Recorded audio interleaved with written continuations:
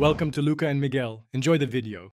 In this video, I will explain how to fix blown head gasket Honda Accord, full guide. Start by safely parking, cooling the engine, and gathering tools like a compression tester and coolant tester. Walk through visual checks for white smoke, milky oil, and overheating. I guide you step by step through tests to confirm the head gasket failure, so you know if repair or replacement is needed before disassembly. Clear space and lay out trays for bolts, then remove battery connections and drain all coolant to prevent spills. I walk you through detaching intake, exhaust, and accessory components so the head can come off without surprises. Keep labels on hoses and a photo log for each step. Follow the timing component removal carefully and stay methodical to make head gasket replacement smooth and reliable for reassembly.